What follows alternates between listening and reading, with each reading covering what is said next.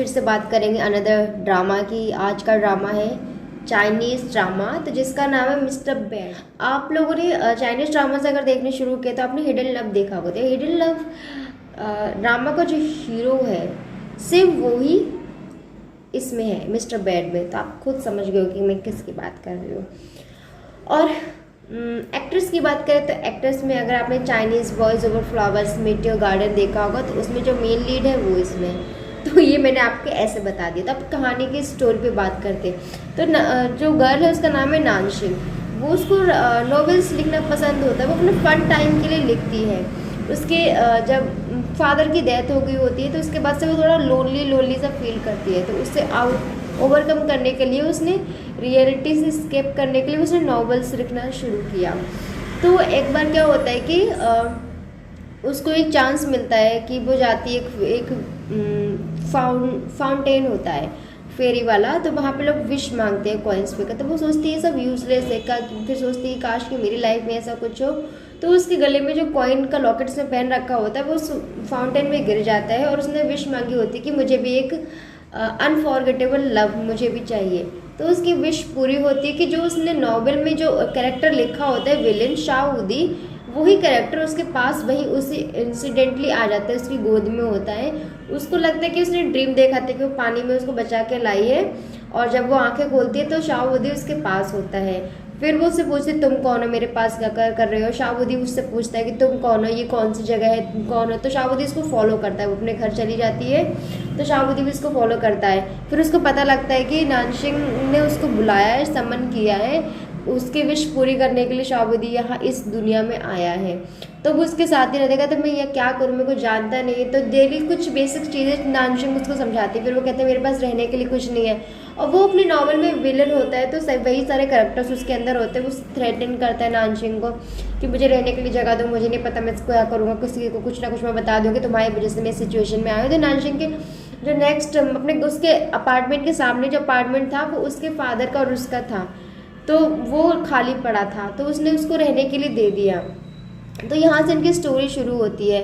अब शाहउदी को लगता है कि मैं यहाँ क्यों हूँ, क्या मिशन है। तो उसको पता लगता है कि अनफॉरगेटेबल लव फाइंड करना है नानशिंग के लिए। तो वो सोचता है कि पहला तो ये ऑप्शन ही है कि मैं नानशिंग के साथ प्यार करूँ, उसके बाद इसको ब्रेकअप कर दूँ तो अनफॉरगेटेबल हो जाएगा। लेकिन ये इम्पॉसिबल था क्योंकि नानशिंग तो उससे प्यार कर ही नहीं सकती, कि वो विलन है और वो उसको जस्ट उसके अपोजिट है, मतलब उसके टाइप के अपोजिट है।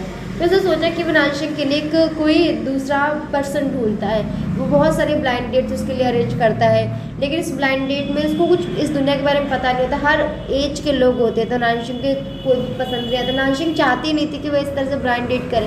वो चाहती थी उसका अगर कुछ लाइफ में हो कनेक्शन लव से रिलेटेड तो वो नेचुरली हो, जिसमें फीलिंग्स के साथ हो। फिर नानशिंग की जॉब लग जाती है, तो वो जिस ऑफिस में होती है तो एक बहुत बड़े जाने माने राइटर के अंडर वो जॉब करती है, उसकी असिस्टेंट बन जाती है। तो शाहउदी के मन में आता है कि इसकी असिस्टेंट ही बन गई, तो ये इसका आइडल है, ये इसको बहुत पसंद है ये वाला राइटर, तो इससे इसका मतलब करवाते हैं फिक्स। तो नानशिंग मना करती कि मैं वो मेरे आइडल हैं मैं, लेकिन मेरे अंदर कोई उनके लिए फीलिंग्स नहीं कि मैं उनकी एज अ गर्लफ्रेंड बनूँ। कुछ टाइम तक वो कोशिश करता है, लेकिन बाद में उसको पता लग जाता है कि नहीं, इन दोनों का कुछ नहीं हो सकता, क्योंकि वो जो पर्सन है वो ऑलरेडी किसी और को लाइक करता है। तो इस तरह से फिर धीरे धीरे दोनों के साथ जब काफ़ी टाइम स्पेंड करते हैं दोनों एक दूसरे के साथ, नानशिंग और शाहउदी, तो एक दूसरे को बहुत सारी चीज़ें जानने लगता है धीरे धीरे। सबसे पहले शाहउदी को नानशिंग से मतलब उसके अंदर इमोशंस फीलिंग्स आ जाते हैं। तो बोले कि स्टार्टिंग में कन्फ्यूज रहता है कि मैं इस डमी के लिए मैं ऐसे मेरे अंदर इमोशंस क्यों आएंगे। फिर धीरे धीरे उसको रियलाइज होता है कि ऐसा है। फिर धीरे धीरे नानशिंग को भी उसके अंदर उनको फीलिंग्स आ जाती है। फिर काफ़ी टाइम हो जाता है साथ में। फिर एक दौरान ऐसा होता है कि जब उसको लगता है कि नानशिंग की शायद मैं इसको खो ना दूँ, मैं अपना कंफर्म करना चाहती हूँ कि मेरा पिछली बार उसका एक जो होता है जिस लड़कों को पसंद करती है उसकी एक्सीडेंट में डेथ हो जाती है, सेम उस एक्सीडेंट में जिस एक्सीडेंट में उसके फादर की डेथ हुई होती है। तो मैं इस बार अपने मतलब मेरा जो भी है मैं कन्फेस करना चाहती हूँ, मैं इस बार रिग्रेट नहीं करना चाहती। तो मैं शाहउदी को बताती हूँ। शाहउदी कहता है कि मैं कोई रियल पर्सन नहीं हूँ, मैं दूसरी दुनिया से आया हूँ टारगेट पूरा करने, और जब हो जाएगा तो हो सकता है मुझे यहाँ से जाना पड़े, तो मैं ये तुम्हारे साथ नहीं कर सकता। फिर नानशिंग कहती है कि मैं इस बात में बिलीव नहीं करती कि फ्यूचर क्या होगा, बट इस पल है, मैं इस पल को मिस नहीं करना चाहती कि अगर ऐसा हुआ भी कि तुम वापस चले जाते हो तो मैं ये रिग्रेट करूँगी इस पल जब तुम मेरे साथ थे, तब मैं तुम्हारे साथ सही से टाइम स्पेंड नहीं कर पाई। तो फिर वो दोनों राजी हो जाते हैं अपने प्रेजेंट को एंजॉय करने के लिए, दोनों कपल बन जाते हैं। फिर उस मोमेंट के लिए जो उसका होता है नानशिंग का कि उसको अनफॉरगेटेबल लव चाहिए होता है, वो उसको पूरा हो जाता है और जो शाओदी है वो गायब हो जाता है, वो वापस अपनी नॉवल वाली दुनिया में पहुंच जाता है। इस टाइम उसको पता लग चुका होता है कि वो नॉवल से आया है, वापस पहुंच जाता है। फिर वो कोशिश करता है वापस जाने की, और इधर नानशिंग उसको तलाशती है। कई महीने बीत जाते हैं, नानशिंग उसका वेट करती है कि हाँ शाओदी आएगा। उधर शाओदी बहुत कोशिश करता है वापस आने की, लेकिन नहीं आ पाती। लेकिन फिर शाओदी उसी फेरी से मिलता है जिस फेरी ने इसकी विश पूरी करी, तो फेरी उसको टारगेट देती है, मतलब उसको टेस्ट ले रही होती है शाओदी का कि मतलब नानशिंग के दिल में जो भी है इसके पास से रिलेटेड, कि इसको आग से बहुत डर लगता है, जो भी है इसका फियर, उस फियर को तुम्हें तोड़ना है, इसको उस फियर से आज़ाद करना है। तो शाओदी वापस आता है उस मिशन के लिए। तो शाओदी जब वापस आता है और वो उसको बताता है फिर कि तुम लोग एक साथ नहीं रह सकते, कि तुम अलग अलग वर्ल्ड पे हो। तो शाओदी से डिस्टेंस बनाता है स्टार्टिंग में ऐसे शो करता है कि इसकी मेमोरीज सारी इरेज हो गई हैं, सारी चली गई है, इसको नहीं जानता। नानशिंग उसके बहुत पीछे पड़ती है, उसको बताती है कि तुम मेरे बॉयफ्रेंड हो, मैं तुम्हारी गर्लफ्रेंड हूँ, बहुत सारी चीज़ें बताती है। फिर नानशिंग को थोड़ा सा डाउट हो जाती है, क्योंकि एक जगह ट्रैफिक लाइट जब क्रॉस करनी होती है तो इसको इसमें पता होता है कि ट्रैफिक लाइट मतलब कब ग्रीन होगा, तो उसको वेट करना है ग्रीन के लिए। और जब भी फर्स्ट टाइम आया होता है तब उसको ट्रैफिक लाइट्स के बारे में नहीं पता होता, तो नानशिंग यहाँ पे डाउट कर जाती है कि ये मेरे मज़े ले रहा है। तो नानशिंग भी कुछ प्लान करती है कि मैं इसको जेलस फील करवाऊंगी।